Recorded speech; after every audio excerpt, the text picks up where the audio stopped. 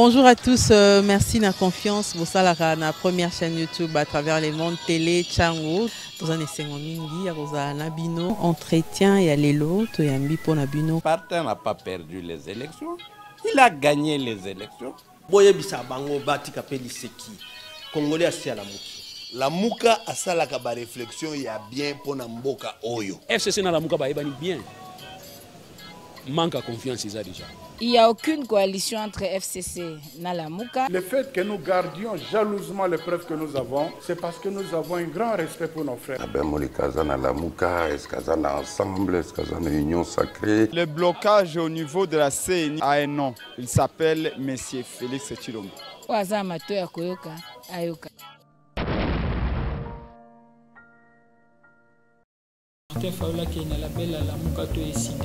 Le plus important, c'est que le président élu a se déplacé.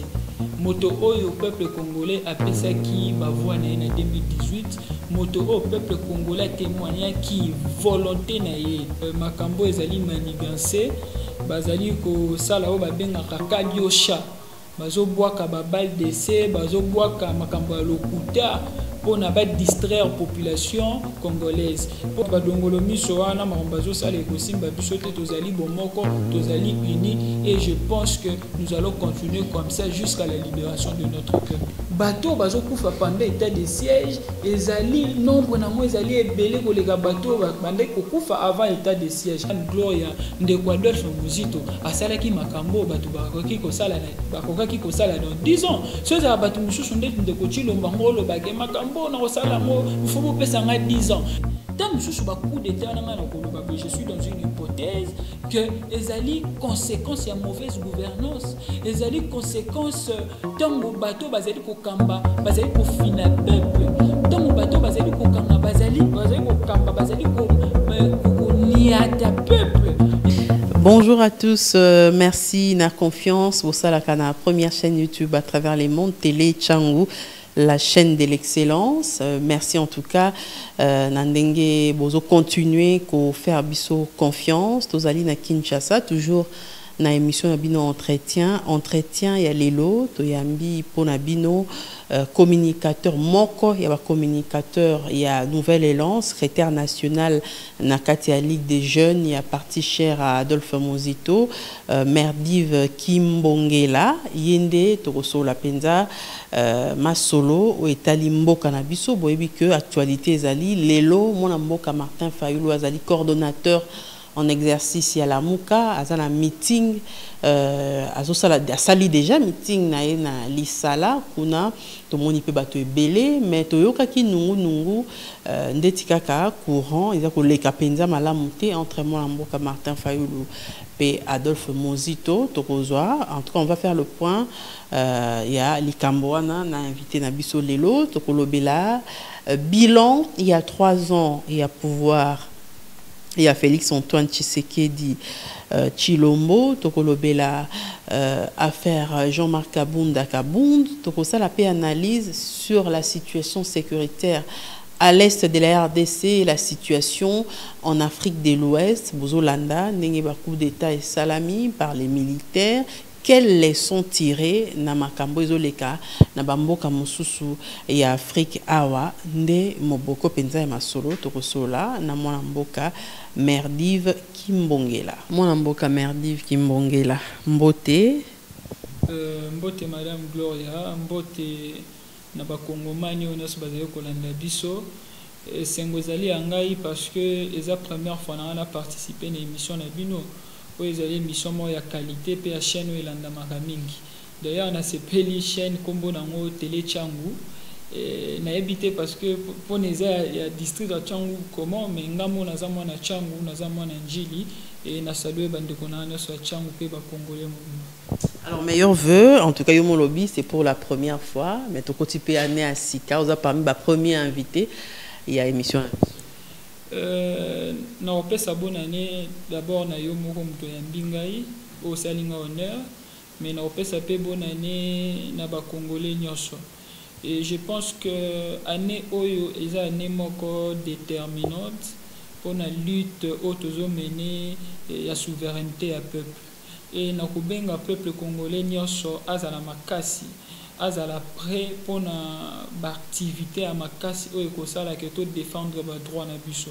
Donc eza année moko o toko lala sur ba oreiller na biso te, mais eza année o toko bunda pour la souveraineté à peuple congolais. Alors, Martin Fayulu et Ali Salah, il a tenu un meeting lelo vendredi à Ken contre César Lamuka to décidé. Je crois bien, Madame Gloria, il faut qu'on ait d'abord que Ndeko Martin Fayulu a voyager dans la belle il y a Lamuka, to a voyager dans la belle il y a décidé les alliés partis politiques naïe. Mais le plus important est les alliés wanati, les alliés que Ndeko Martin Fayulu qui est dans la belle à Lamuka to décidé. Le plus important est les alliés que président élu a se déplacé.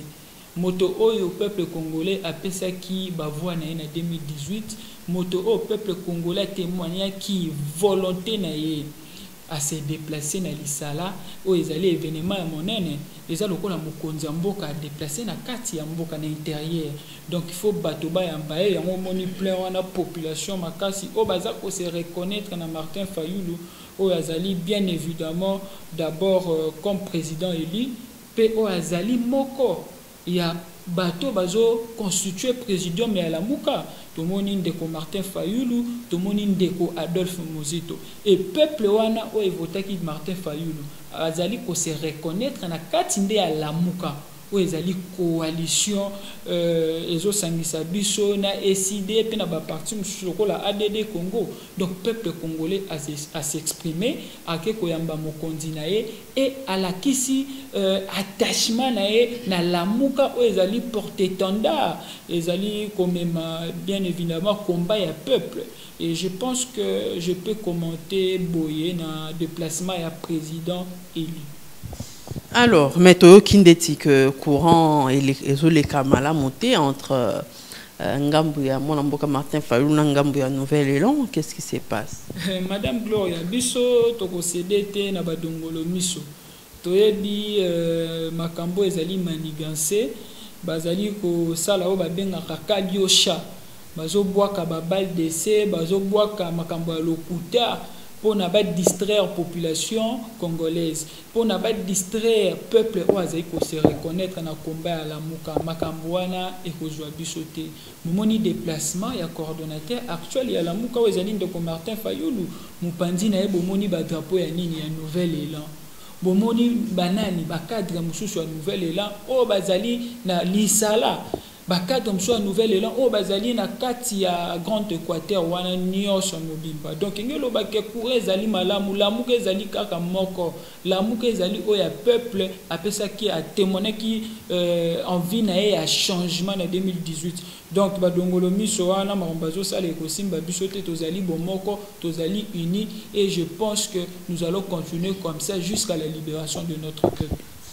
Voilà, alors, Taotiko commémoré 3 ans, jour pour jour, depuis que Félix-Antoine Tshisekedi Tshilombo a prêté serment, a commis président de la République. Il est à la tête du pays et ça dit 3 ans. Quel bilan Yoko Sala na 3 ans naïe? Madame Gloria, motuno otuni ngai esalinga mawa. So tali miso na ngai na lingi na lela. Parce que pourquoi? Ezali pasi makasi na 3 ans oyo ndeko Antoine Tshilombo asali na tête ya mboka na biso. Ezali 3 ans ya mawa parce que sur le plan sécuritaire ezali catastrophique. Okomona te a installé état de siège mais batu bazali ko kufa makati si l'état de siège que avant l'état de siège. Ba spectacle ezaki ya okata batu mitu eza esusuté makambo quand même diminué. Mais madame Gloria, tozo passer 2 jours te na kati mboka na biso sans batu ba kufa na est. Vous avez kolanda ngote, vous allez journaliste Et ça député na biso moko ya lamuka o ya prouva qui noir sur blanc on a ba statistique que bateau bazo kufa pendant état de siège ezali nombre nango ezali ebele koleka bateau bande kokufa avant état de siège. On ngelo ba que résultat ya malamu ezate sur le plan sécuritaire parce que surtout le bilan ya ndeko na biso Chilombo faut total ba secteur total sur le plan sécuritaire c'est chaotique. Madame Gloria, bino vous allez installer état de siège na militaire vous allez kofuta mabiente. Vous allez installer état de siège na militaire ou azali na solde ya mukie makas na prime ya $20. Comment est-ce que tu peux remédier na problème de sécurité? Il fallait d'abord mettre des préalables. Ba préalable anezala kini ba militaire ba futa malamu, ba jo ba prime ya malamu et l'état congolais a investir makasu na rolo ba a financer armée makas mais financement ezalité ndenge nini boko bumisa banguna. Et sur le plan économique, les bilans restent aussi catastrophiques parce que tout simplement la situation économique du pays s'améliorait. Mais il faut qu'on mette tout là. De coacher l'ambassade de 3 ans. Alors, il y a Congo comme Allemagne d'Afrique. Mais combien d'investisseurs allemands baillés? Combien d'investisseurs étrangers moussous baillés? À part Allemand, il faut qu'on mette tout là. Combien d'industries batongi? De coacher l'ambassade de 3 ans, il est marqué plus ses alliés voyage. Avant de mingi libanda kenakati ya mboka na ye mokonzo asali plus de 100 voyages na voyage ne moko naza ko révéler ba congolais ba yeba que l'état congolais trésor mbongo na biso bimaka $2,500,000 ce qui muta sali 100 voyages de Chilombo akomaki déjà na $250 millions en termes de voyages alors que en face na Rwanda batoni industrie ya traitement ya or na $5 millions bazali ko tonga banzela donc de Chilombo na yemo kwa kangi économie na biso parce que $250 millions en retour to juini et l'autre côté yebisanga madame Gloria banda de Chilombo koti industrie ni totongi bongisi image à RDC à travers le monde diplomatie quand même Ivandi RDC ça qui sont reconnu balobi quand même que RDC siko on sait que comme qu'on entretenir ba relation malamu na bamboka misu madame Gloria na droit international toi na principe mo balobaka image ya mboka sur le plan interne yango ça la imaginer sur le plan externe ce qui voit ma casse sur le plan interne sur le plan externe ne peut beaucoup à la macasse même la diplomatie les plus important pour mboka na biso na minute eza balai diplomatique eza que to travailler ma casse pour to relever économie eza no terme encore ya science économie au babingaka Karl Marx. Alors, l'infrastructure soutient la superstructure. Cela veut dire quoi? L'infrastructure, c'est l'économie. La superstructure, c'est la science, c'est la société, le droit, le médecine, la science. Et si l'économie est forte dans un État, et qu'on soutenir la science, une superstructure. Donc, le plus important, c'est d'avoir une forte économie pour avoir des moyens d'investir.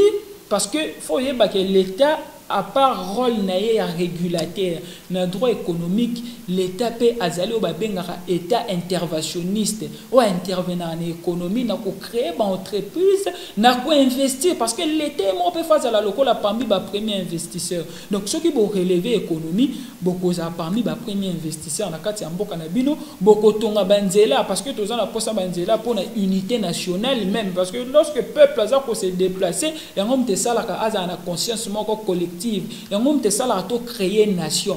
Et non seulement de créer une nation, mais il permet que l'économie peut marcher. L'économie est fluide. L'économie est tambolambangu. Donc, la route d'intérêt national. Il y a un de Chilombo. Mais pourquoi? Parce que de Chilombo a des moyens. L'État congolais a des moyens. Alors, c'est juste compétence.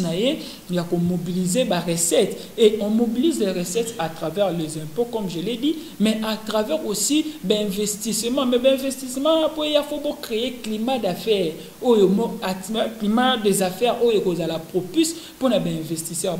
Il y a un monde de coaching de. Donc, sur le plan économique, bilan est catastrophique. Sur le plan social, donc, au monde, on a la société, grève et au salam. Au monde, la société, la RVA. qui parmi les meilleures sociétés. Ah, on a qu'à dire qu'on a le bien parce que on a vu exemple RVA parce qu'on a une société on a malam il y a RVA. Bah parents n'angai bah coalition na bon RVA.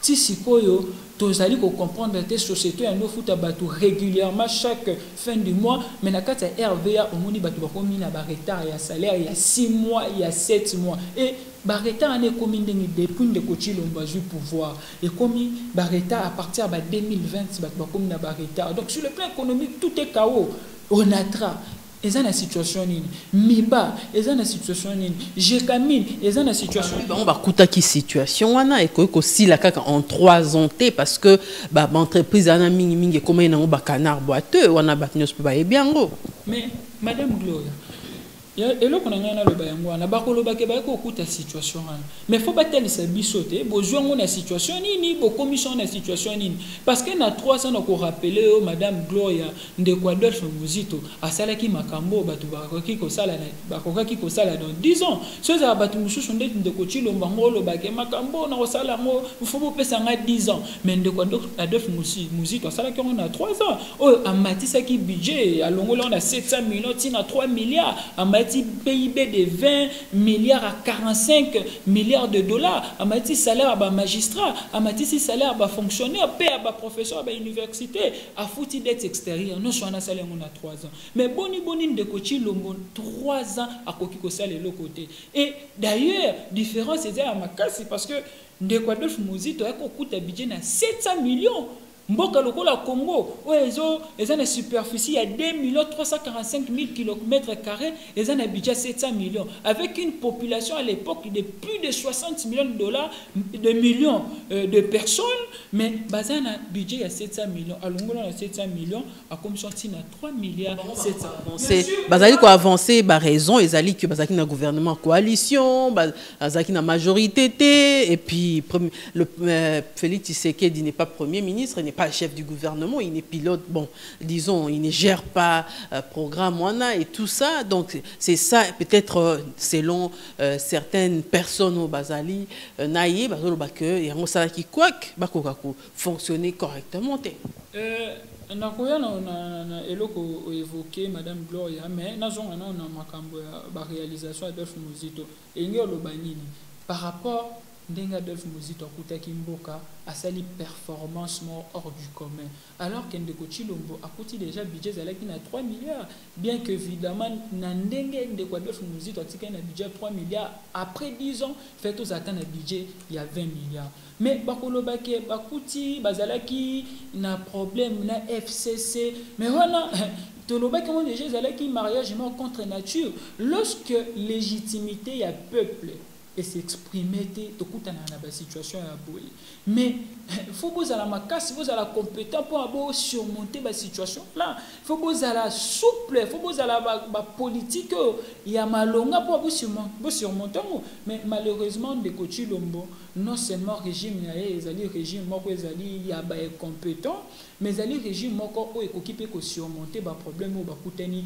na yangote mais madame Gloria face au peuple on n'a pas des excuses face au peuple toko lobate parce que ba justification ils allaient avec des chèques justification ngo lobake na koki na ngaité ce qui tous alaka bato moko ou bien de Kochi Lombo na bato ba kambi ce qui bazala bato moko bazali ko loba bazali honnête banga lobake na 2023 botika bato mosusu ba gérer mais à travers l'élection moko ya malam au volonté ya peuple ko s'exprimer manière au bazuli pouvoir na dire manière bazuli pouvoir na contrat na Ndeko Chilombo et permettre bango ba avancer et permettre peuple à se reconnaître dans le pouvoir wana te ngo moni ba kwa ki ngo moni pe ba koki ko sala te mais madame Gloria faut yebelo komoko non seulement peuple azal vivant va se reconnaître dans Ndeko Chilombo te mais même ba ancêtre na biso va se reconnaître dans Ndeko Chilombo te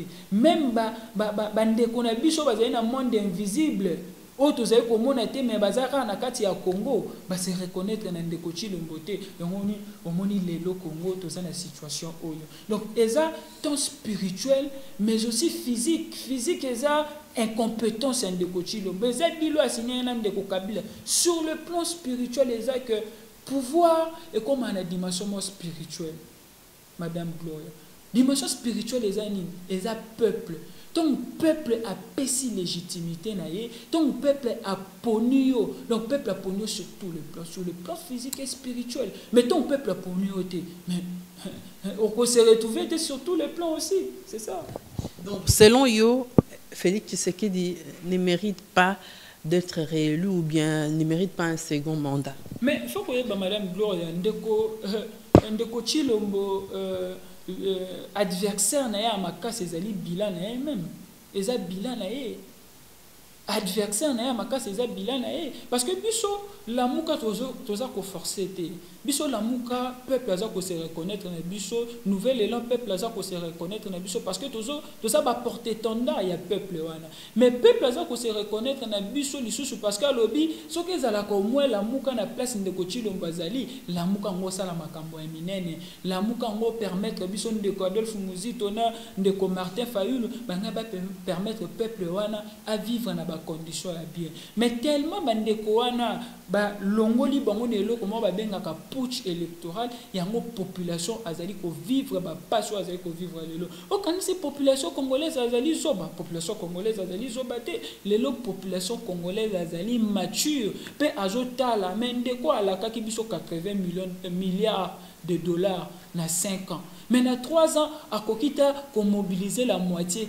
Bon, on a 2 ans, et à mobiliser 80 milliards à Kokokate. Mais de quoi à la Kakibiso qui est Congo, comme Allemagne d'Afrique, à Commission, à Éthiopie d'Afrique. Mais population, est-ce qu'on reconnaît, à qu'on se reconnaître, on a moutouana pour appeler avant en 2023, population qu'on se reconnaître, na yété. Il y a mon tobin de Kochilombo. Adversaire na liboso ezali bilan na o eza ko trahir ye bilan catastrophique mais Madame Gloria soko ko ki ko sala na 3 ans est-ce que ko sala na 2 ans mais surtout que aux à la peine na 2 ans parce que ça na 2 ans peut-être quelqu'un na une année atikeli na 2022 2023 eza année moko électorale donc yango to lobi boy bilan na ezali tellement catastrophique que de coach le monenga za boy soko bateli ata moi na 18 ans ko battre na ba élection donc to lobi 2023 azali moto fo ajoa porte akende to ebi ndenge ayaki na bokonzi na deal mais tout akende même par le moyen démocratique mais pour tout comme na ba moyen wana ndenge tozali koloba photo sala ba réforme CENI, ba réforme ya ba institution mususu d'appui à la démocratie est-ce que eza toujours na actualité ba réforme zoloba entre temps bino bobanda ko ba réforme kuna processus ya CENI Kadima Vandi secrétaire exécutif Avandi Kadima comme kosenga kumbonga élection mais finalement ba réforme no bo senga est-ce que bo rezoa gain de cause ben ba réforme wana Madame Gloria faut yeba to rezoa gain de cause parce que ndenge loba de kolabiso o yakufa pe à son âme Rossi Mukendi aloba le peuple gagne toujours et nous sommes sûrs et convaincus que nous allons gagner ces combats. Ndeko Chilombo bazali kolobake bazali na mbongo ko organiser ba élection tete bandi da ko bima na matoi na bango mais biso na minoko na bango na ba couloir tozali koyoka mais biso tolobi ba élection faut ezala organiser dans les délais constitutionnels.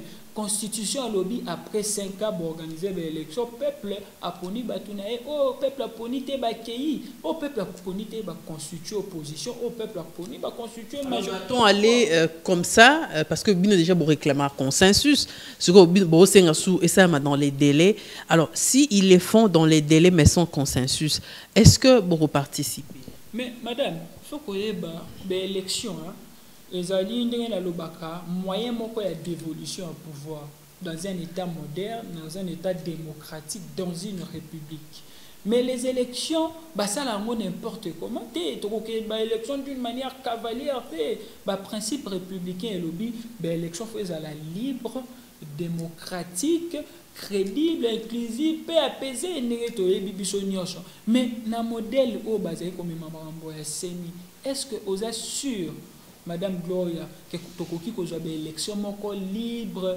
crédible, paix apaisée, paix démocratique, ndenge tolobaka. Toza sûreté parce que toutes les parties prenantes ne sont pas un climat moko ya confiance, ba un climat ya méfiance et un climat wana processus électoral et kozala biaisé tout comme en amont ou comme en aval. Il y a un autre consensus des alliés moyens à Malunga ou qu'aucun des élections. Ce qui consensus des alliés, le peuple va se décider. Et surtout que ce qui déco Chilombo organiser des élections dans les délais, c'est qu'il déco Chilombo peut à cause à la tête parce que constituer le bib élection dans les délais 5 ans organiser des élections, t'es yé Libanda. Tout le monde qui a Joseph Kabila avant de 2 ans. Mais Joseph Kabila avant de 2 ans, parce que à Zonga qui n'a peuple, tout ça là qui assise à cité de l'OIA, tout ça li assise à 5 ans. Les alliés qui a dit que n'a qui qu'aucun boité fona Zonga na peuple. Et à l'époque, le peuple azalaki hostile, na komona glissement ne ando salama, ne salama ton azongi na peuple le dit que bon ensemble to organiser des élections, mais na minute au peuple lobby tozana étape wana été peuple lobby ko organiser des élections te OK parce que to boy est comme ma jurisprudence mon to ko organiser des élections te lobby non le président en place reste renforcé jusqu'à l'installation d'un nouveau président élu non constitution tant a qui 5 ans azalaki qu'on a idée wana te que mutoko ozanga ba moyen parce que c'est inconcevable comment un état comme un état moderne comme la République démocratique du Congo peut manquer les moyens pour organiser les élections. C'est inconcevable alors que na ba loi ya budget nyonso ba benga loi des finances ba bongisa ka rubrique moko pour le financement ya CENI chaque année pour et ça là dans 5 ans vous en avez organiser des élections. Donc ceux qui ont financé des élections ont financé CENI ingolo ba qui ont violé l'IBE ont violé la loi ya finance ba voter qui dans l'Assemblée nationale ils allaient parmi les institutions en mboka na biso. On a ce qu'on appelle la sacralisation des institutions. Les institutions sont sacrées. Tant l'Assemblée nationale a voté, tant vous votez loi, mais il faut respecter. Donc on peut comprendre que nous sommes des suite logique. Nous avons respecté le peuple était dans le pouvoir. Nous avons violé même la loi et la finance, nous avons violé la constitution, nous avons violé la loi de la République. Parce que Madame Gloria, c'est inconcevable qu'un État manque le moyen pour l'organisation des élections. C'est inconcevable. Donc ce qui est l'élection est à la tête, non glissement de Kochi dans le modèle Liban article 64 de la Constitution que vous allez appliquer. Alors, est-ce que l'élection est la seule voie où il y a un développement? Parce que nous avons une stabilité en Mboka. En Afrique de l'Ouest, nous avons une lecture. Nous avons une mais bango peka ka basali coup d'état et puis peuple a aussi planainde basali coup d'état alors que élection était ko salama lecture nini ozali ko sala na makambo ezo salama na Afrique de l'Ouest et puis soki okoko sala moi comment on appelle parallélisme entre oyo salama kuna na osama mboka na biso. Madame Gloria, question opposée est tellement pertinente mais on va répondre parce que ils ont un angle juridique et politique en même temps. Madame Gloria, il faut que l'élection est un moyen qui permet à se développer. Non, ce n'est pas la seule voie pour le développement d'un État. Non. Mais, tellement biso to pona kiango, la voie qui permet à biso to kende na développement et qu'on permettre biso bato bazwaka pouvoir il faut tout respecter parce que tozali la monarchie madame Gloria non plus tozali un système archaïque bokondezo makana force au petit coup d'état au force non dépêché bokondi non nous avons choisi les moyens pacifiques pour avoir le pouvoir, pour obtenir le pouvoir, pour conquérir le pouvoir. Et moyen pacifique, il y a des élections. Et ceux qui vont respecter les moyens, développement. Il y a certains pays où il y a une monarchie. D'ailleurs, en sciences politiques, parce que les anglais juridiques et politiques, en sciences politiques, on a ce qu'on appelle les despotismes éclairés.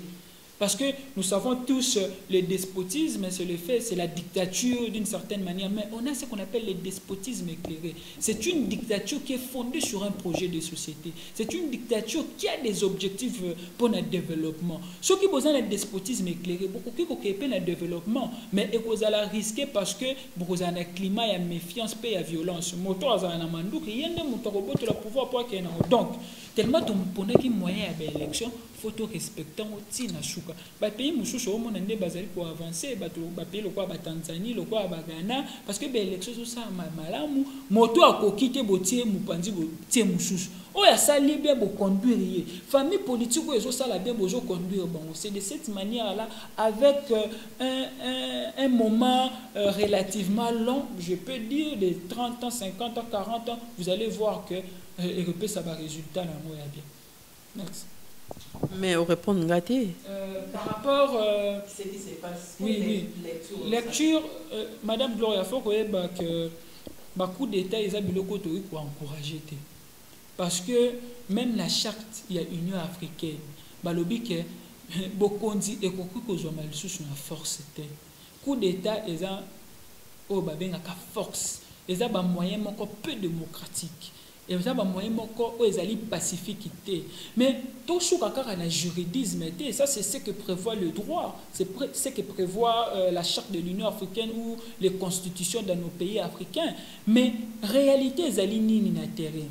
Je suis dans une hypothèse que les ali conséquences y a mauvaise gouvernance les ali conséquences tango bateau bazali ko kamba bazali ko fina peuple tango bateau bazali ko kanga bazali ko kamba bazali ko niata peuple yango omoni que tokokomati na ba révolte tokomiti na ba soulèvement populaire tokomiti na ba coup d'état mais ezali moyen moko ya dévolution à pouvoir on a encourager parce que moi je suis un légaliste surtout je suis un juriste donc faut passer na ba moyen moko ou ezali démocratique mais à un moment donné, seul le droit ne résout pas les problèmes. Il y a aussi le pragmatisme dans la politique qui résout les problèmes. Il y a beaucoup de détails, mais à une seule condition, tant que vous allez le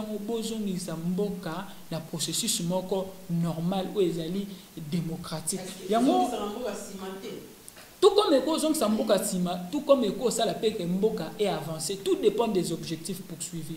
Ce qui est objectif, c'est que coup d'état bolongola motoana azo sala te ke mboka pona mboka kende liboso bolongo lié botie bateau o ba ko permettre mboka et se développer et bozongisi mboka na elamoko démocratique à travers ba élection. Donc tout dépend des objectifs comme je l'ai dit tantôt. Au monde ba msou ba sali coup d'état mais bon on peut batikali ka na dictature, mais on peut batikali na dilapidation ba deniers publics. Wana ko sala ke mboka et ke liboso te. Yango o tozali ko vivre tena de kona biso Chilombo. Ça peut arriver aussi au Congo. Un soulèvement. Oui, ça peut arriver à tout moment. On a ça exclure en mode ça peut arriver à tout moment. Soulèvement populaire, il y a révolte, il y a coup d'état, parce que population comme à un niveau moins bémouté mais sous kaka donc besoin mon que projet local il y a 100 jours 500 millions de dollars et bungi alors que enseignant va ko futa bangote donc besoin mon mutu mo ba bimi pa na ye azui 15 millions de dollars ke nango alors que biso na banda kuna biso tozali ko souffrir donc moni mutu mo azali ko tambo na 14 millions de dollars na libenga na ye alors que ça programme ya gouvernement d'ailleurs azana compétence on a été ko tambo na mboka na mbongo gouvernement parce que ndé tozali boye tozana o na bicéphalisme. Nous avons un pouvoir exécutif à deux têtes. Nous avons le gouvernement et le président de la République qui est une institution. Donc, quelqu'un qui travaille au sein de la présidence ne peut pas se promener avec le fond d'un programme du gouvernement. Donc, c'est... On va bien attendre à cacophonie, tous en cas de confusion, toujours et sous-souté. Donc, aujourd'hui, moto lokola Jean-Marc Kaboun. Oyo, as tikala hôtel na parcours na ye atika ko sala esika moko ya makasi te na salaire ya monene te mais atonga château o eza na valeur ya ba millions de dollars mais population azali kotala te donc ba militaire bazali komona bon mais biso to sai ko futa ma bien te mais comment bato bazali ko dilapider mboka mbongo ya mboka mais je ne l'encourage pas mais ça peut arriver surtout lorsque le peuple ne se retrouve pas excusez-moi yango anande likama donc voilà outi ko koloba yango déjà tozo suki sana affaire à Jean-Marc Kabound au moni ba fendenge leki tindenge za siko désavoué dans les partis désavoué na Assemblée nationale, désavoué na ba groupe parlementaire et tout ça. Quelle lecture au sali na makambo nyoso ndenge leki? Madame Gloria, foye ba kezali distraction moko ya monene. Bazali kosala makambo na bango mwa lisapo na bango moko boye mpona batia biso mopanzi na oyo makambo ezali important. Mais nyonso mpe nazali koregrete kaka mpona ezali ndeko Kabila nde mutu asali mboka ekoma na niveau oyo apesi bato moko pouvoir na dil bato baza préparé te baza na incompétence ali soit 37 ans en opposition kasi yango wana te biso ndeko Adolphe Muzito ayebisaka biso tozali na kati ya résistance tozali kobunda 2 bitumba na mbala moko tozali kobunda bitumba ya résistance ya souveraineté à peuple mais tozali pe kobunda bitumba koto mususu mpona biso moko to se préparer de façon que tant tokokoma na bokambi ya mboka tosala buzobo bato oyo prédécesseur na biso bakosala te oyo bazandaki kosala te excusez-moi mpona lingala moko koso oyo babandaki kosala te. C'est ça le combat politique. Lorsque vous êtes au front dans l'opposition de IDPS Azalaki. Mais il faut se préparer pété. Bon, le bateau toujours pouvoir tout ça la ndengeni. Et ça dit tout simplement conséquence il y a désordre. Oui, d'abord na kati ya IDPS désordre on a ba menemo tina ba institution ya mboka. Yango ozali komona premier vice-président de l'Assemblée nationale azali ko se comporter le col à roulage. Mais c'est très grave. Ngai na wolo baboy. On va violer loi république. Après pour recadrer mon tout. Te ngai na wolo baboy. Moni makambo ya Jean-Marc Kabunda na ko condamner en même temps Jean-Marc Kabunda mais na ko condamner pe garde républicaine. Pe na ko condamner UDPS. O ya sali apesi biso ba personnel politique moko il y a ma qualité sur le plan, il y a qualité, merci pour le terme, il y a qualité sur le plan, il y a compétence. Mais comment un premier vice-président de l'Assemblée nationale a se comporté le col à roulage, a kangakami tout kananzela, a foutal assurance, foutal vignette, et pour qui vous ça la maté, na droit, tout ça na oba bengaka, balobaka principe, moi la compétence et l'attribution. Ezali nde mobeko mutepesaka mutu compétence ça les loko wana mobeko epesi police de circulation routière compétence à réguler kotambola na nzela mituka nyonso mais boni yo président Assemblée nationale premier vice-président Assemblée nationale oye osala musala wana eza non ba acte moins infractionnel eza usurpation de qualité d'abord et usurpation de fonction. En plus, vous avez infraction parce que vous avez une destruction méchante. Surtout dans un pays normal. Où est-ce que vous avez l'état de droit? Mais l'état de droit, vous n'avez pas de cocabundi. Où est-ce que vous avez chef de l'État? Mais c'est Tshisekedi Tshilombo akangi misu na ye ti bato bol bapne ya mama na ye mama Martinde omoni ke makambo comme na ba pleur mususu mais na ko condamner pe garde républicaine parce que au-delà du fait que ndeko Augustin ndeko Kabunda azali premier vice-président de l'Assemblée nationale azali président IDPS na longoli non na ba casquette wana mais azali citoyen congolais te azali congolais lokola ngai na yo liboke mukunzi libeko likundi constitution et puis c'est ba droit et puis c'est ba obligation parmi ba droit ba pesi biso na constitution ba pesi biso droit à propriété et la constitution balobi la propriété est sacrée les droits à la propriété est sacré beaucoup qui au côté le pont en moto boété sans mandat beaucoup qui le pont en moto sans décision judiciaire beaucoup qui le pont en moto boé bo pandi bo saccagé bien que le pont bien évidemment les ali château au atongi dans 2 ans normalement ko tongate mais beaucoup qui ko panza bongote il faut normalement justice a sa capacité surtout dans un état de droit à établir ma responsabilité établir responsabilité à Ndeko Kabunda, à établir responsabilité à garde républicaine, mais pas établir peu de responsabilité à Ndeko cousine, na ebité Ndeko ya Tshilombo qui sens unique, mais établir ma responsabilité parce que ezali pe contravention à violer le code de la route. Madame, ezali distraction batika kolobela biso ke Kabunda démissionner non. La justice doit faire son travail. Pona bato o ba bengi ba mapinga ba militaire ba policier ndenge ba désarmement qui moko na bango ba policier ba désarmer garde républicaine. La justice peut bien faire ce travail là parce que on a ce qu'on appelle les auditorat militaires, on a ce qu'on appelle la haute cour militaire, le cours militaire, les tribunaux militaires et les tribunaux de police militaire tout ça. Donc l'institution judiciaire no ces ali ba juridiction no ces ezali donc justice asala musala na ye a établir ba responsabilité mais sur le plan politique nga na moni eloko malonga te parce que des ordres outil na UDPS ba memeli biso na institution ya mboka et ivresse ya le mbongo ya mboka ezali ya biso esali bango ba panzana. Alors, au commenter, est-ce que Ezaki, parce que Baïko Panza, il fallait qu'Abond a annoncé démission Bongo, il fallait nécessairement qu'il a démissionné?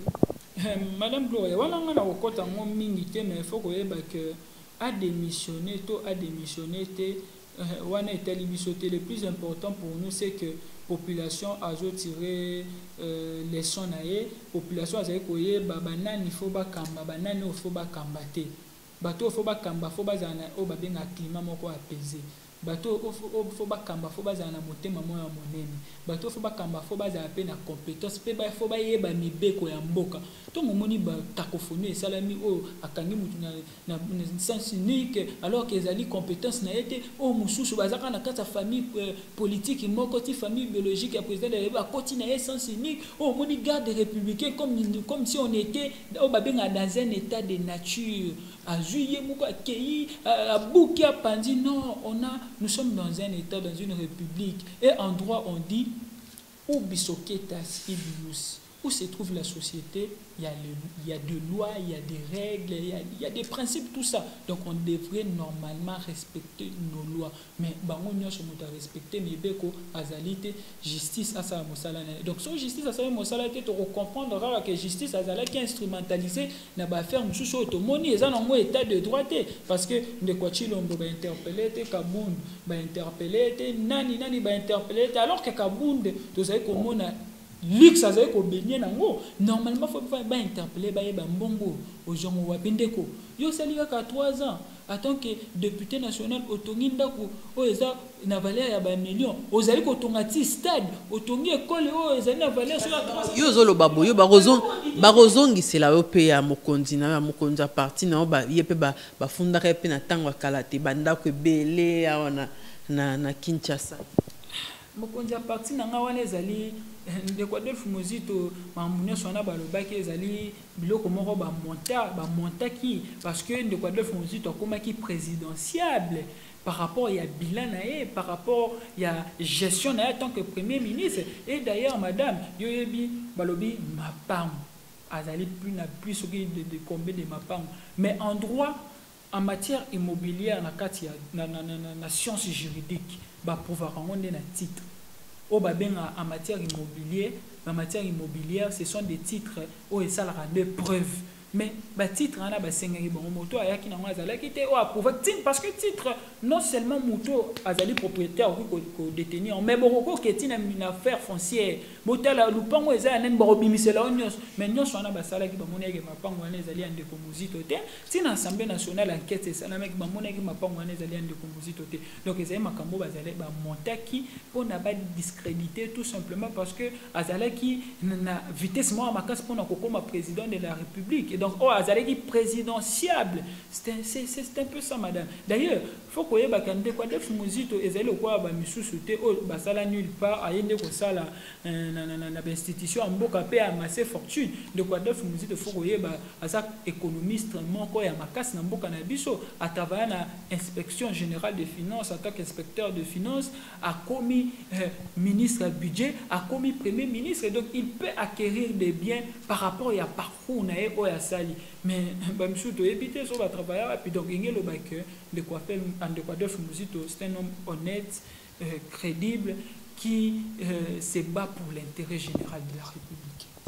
Alors ndeko Merdive Kimbongela tokomi na suka ya entretien na biso je rappelle qu'ozali moko ba communicateur pe secrétaire national et à Ligue de jeunes il y a Nouvel Élan parti cher Adolphe Muzito tokomi na suka entretien na biso télé tiango pe sur occasion au lancer message bandeko batali biso mokili mobimba si possible peut se contact non bandeko mso ba luka pe ba benga yo batunda mamituna na maem susu expliquer ilobananga asuke ko zala boy d'abord non sengo lususu merci pour l'invitation na yo madame Gloria mais na ko motiver lusu population congolaise peuple na biso azala ozage azala ya kotelema azala ya kolamuka ndenge tolobi lamuka azala ya kolamuka parce que ce qui est vrai c'est que bitumba o ezali koya eza makasi parce que tozo bunda non seulement na bato bazali libanda balinga ba boma mboka na biso mais tozali ko bunda pe na bato bazali na katso bazali ba congolais mais bazali complice ya bato bazali libanda pona ba détruire mboka na biso tozali na bitumba wana ya souveraineté et souveraineté ya peuple faut ba ye bango e pasaka na moyen ya ba élection parce que le peuple azali souverain peuple ne muta sanctionnaka peuple ne muta azali moto apesaka pouvoir pe retiraka ngo apesi o mandat pe na retirer parce que les des peuples muta souverain primaire comme je l'ai dit tantôt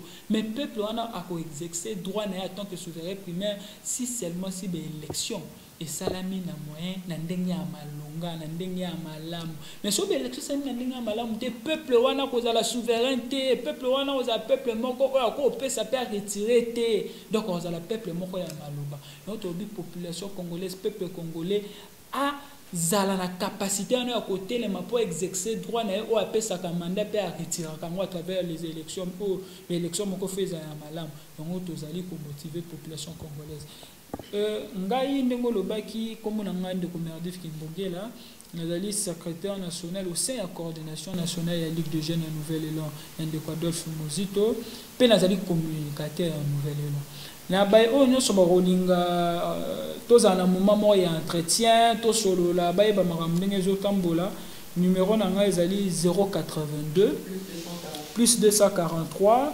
82 64 40 025 plus 243 82 64 40 025 mais madame Gloria na okende boete ça ko pesa mbote na population congolaise nyoso ko pesa mbote na ngali susu na bana ya changu parce que ngamona nazali mwana ya changu nazali mwana ya njili chaîne na bino télé changu eselinga plaisir na mwana mwana changu chaîne pe kombo na eselinga plaisir makasi na pesi bongo mbote mais na ko réconforter aussi les population congolaise surtout à est et en Mboka au bazali ko boma chaque jour baye baketo zali na bango tozali ko compatir na bango ndeko Adolphe Mozito tozali ko compatir na bango mais pas seulement bandeko na biso ya est mais bandeko na biso pe ya centre ya Kasai bazali ko kufa pona famine baye baketo tozali ko compatir na bango to bunda bitumba elongo basala ke to reprendre o ezali ya biso pouvoir